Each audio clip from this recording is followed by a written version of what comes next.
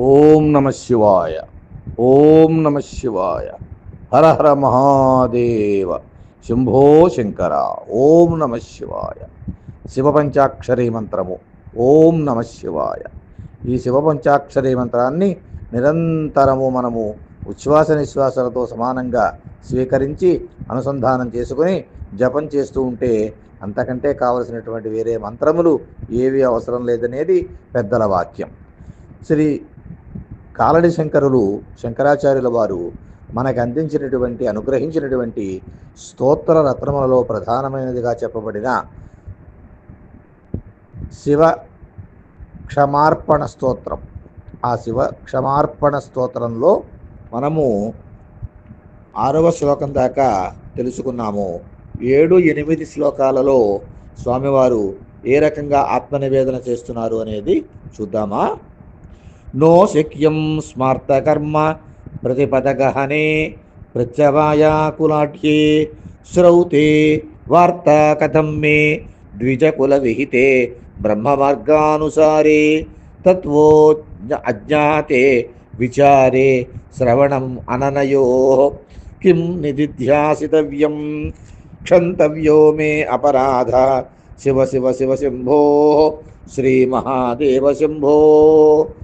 ధ్యాత్వా చిత్తే శివాఖ్యం ప్రచురతరధనం నైవ దత్తం ద్విజేభ్యః హవ్యంతే లక్షసంఖ్యైః హుత వహ వదనే నార్పితం బీజమంత్రైః నో తప్తం గంగాతీరే వ్రతజపనియమైః రుద్రజాప్యం న జప్యం క్షంతవ్యో మే అపరాధ శివ శివ శివ శంభో శ్రీ మహాదేవ శంభో. హే శంభో, ఏ కపర్ది, ఏ కైలాసవాసి, నో శక్యం స్మార్తకర్మ ప్రతిపదగహనే ప్రత్యవాయాకులాఢ్యే. స్మార్త పండితులు, స్మార్తం నేర్చుకున్నటువంటి పండితులు ఉచ్చరించేటటువంటి మంత్రాలని చాలా గహనమైనటువంటి, కష్టమైనటువంటి ప్రతిపదగహనే, ఆ ప్రతి పదములోనూ కూడా ఆ మంత్ర స్వరయుక్తమైనటువంటి మంత్రములను నేను చదివేటటువంటి శక్తి నో శక్యం, నాకు లేదు స్వామి. ప్రచవాయాకులాఢ్యే శ్రౌతే వార్తా కథం మే ద్విజకుల విహితే బ్రహ్మమార్గానుసారే. ద్విజకులములో పుట్టినటువంటి, బ్రాహ్మణ కులములో పుట్టినటువంటి మహాపండితులైనటువంటి వాళ్ళు బ్రహ్మ మార్గాన్ని అనుసరించి బ్రహ్మతత్వవేత్తలుగా వాళ్ళు ఉచ్చరించేటటువంటి ఆ శ్రౌత క్రియలను, ఏదైతే శ్రౌతంలో చెప్పబడిందో ఆ క్రియలను, ఆ పూజా విధానములను నేను అనుసరించలేకపోతున్నాను స్వామి. నేను చాలా సామాన్యుడిని. నేను తత్వ అజ్ఞాతే విచారే శ్రవణమననయో కిం నిదిధ్యాసితవ్యం. నీ గురించినటువంటి మంచి విషయములు, నీ గురించినటువంటి తత్వ రహస్యములు అజ్ఞాతే, నాకు తెలియడం లేదు. అంచేత నేను చాలా అజ్ఞానంలో ఉన్నాను నేను.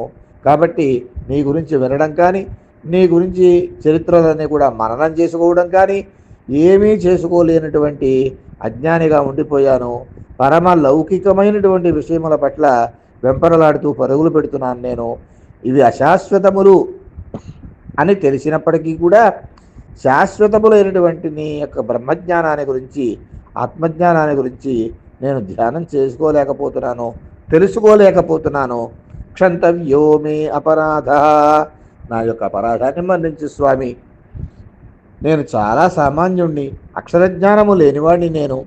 ధ్యాత్వా చిత్తే శివాఖ్యం ప్రచురతరధనం నైవ దత్తం ద్విజేభ్యః. గొప్ప గొప్ప ధనధాన్యములను నేను ఎవరికీ కూడా, పేదవాళ్ళకి కానీ లేకపోతే బ్రాహ్మణులకు కానీ దానములు చేయలేకపోతున్నాను. నీ గురించినటువంటి ఆ కథలు, నీ గురించినటువంటి విషయములు ఏవి కూడా నా మనసులో నేను ధ్యానం చేయలేకపోతున్నాను. నేను నా మనస్సు నీ పాదపద్మముల పట్ల నిలబడం లేదు నాయన. హవ్యం తే లక్ష సంఖ్యై హుతవహ వదనే నార్పితం బీజమంత్రై. బీజమంత్రములతోటి, బీజాక్షరములతో కూడినటువంటి మంత్రములు కొన్ని ఉంటాయి. ఆ మంత్రములు హవ్యముఖముగా, అంటే అగ్నిముఖముగా హోమములు చేయడం ద్వారా లక్షలకి లక్షల సంఖ్యలతోటి నేను ఏమీ కూడా అవనము అంటే యజ్ఞయాగాది క్రతువులు హోమములు చేయలేకపోతున్నానయ్యా, నేను నాకంత శక్తి లేదు. నో తప్తం గంగా తీరే ప్రతి జప నియమై రుద్రజాప్యం నజప్యం. గంగా తీరంలో కూర్చుని, అంటే ఒక నది దగ్గర కూర్చుని, లేదా ఒక కాలువ దగ్గర, లేదా ఒక చెరువు దగ్గర, ఇవేమీ వద్దు. మన ఇంట్లో ఒక నుయ్యి ఉంది, ఆ నూతి దగ్గర కూర్చుని చక్కగా సూర్యోదయాత్ పూర్వం స్నానం చేసి ఇన్ని నీళ్లు పట్టుకొచ్చి నీ శిరస్సును నేను అభిషేకం చేయలేకపోతున్నాను. కనీసం ఆ నూతి దగ్గర కూర్చుని సూర్యాభిముఖంగా ఏదో ఒక జపం చేసుకోవడం కానీ, ఏదో ఒక నామాన్ని పారాయణ చేసుకోవడం కానీ, ఇటువంటి జపములు కూడా రుద్రజాప్యం నజప్యం, రుద్రుడు గురించినటువంటి జప మంత్రములను ఏం నమ శివాయ ఓం నమ శివాయ అనేటటువంటి పంచాక్షర మంత్రములు కూడా అక్కడ మఠం వేసుకుని కూర్చుని నది దగ్గర కానీ, కాలువ దగ్గర కానీ, చెరువు దగ్గర కానీ, ఆఖరికి మన ఇంట్లో నూతి దగ్గర కానీ కూర్చుని చేసేటటువంటి ఆ మానసిక స్థితి నాకు ఉండడం లేదయ్యా. ఈ లౌకిక లంపటములన్నీ కూడా నన్ను అటువైపు లాగేస్తున్నాయి, నా ఆలోచనలన్నీ కూడా. అంచేత నా మనస్సుని బంధించి ఒక్కసారి నీ పాదపద్మముల వైపు తిప్పి నీ పాదపద్మముల పట్ల భక్తి నిలబడి ఉండేటట్లుగా నాకు అనుగ్రహించు స్వామి.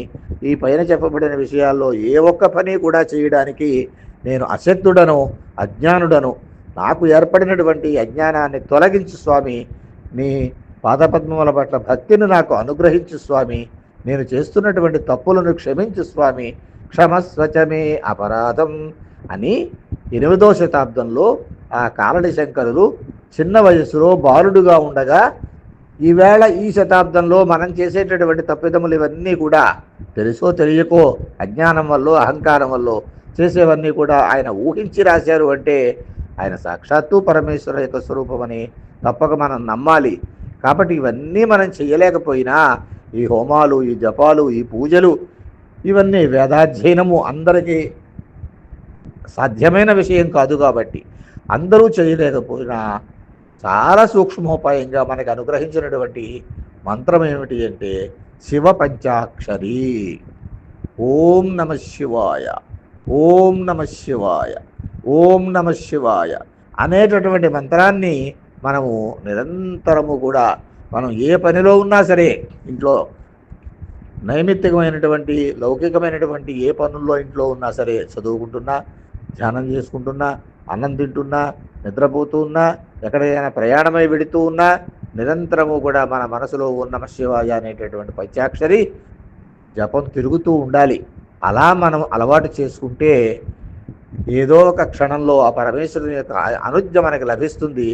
ఆ లభించే సమయానికి కూడా మన మనస్సులో, మన నాలిక మీద ఈ శివ పంచాక్షరి తిరుగుతూ ఉంటుంది.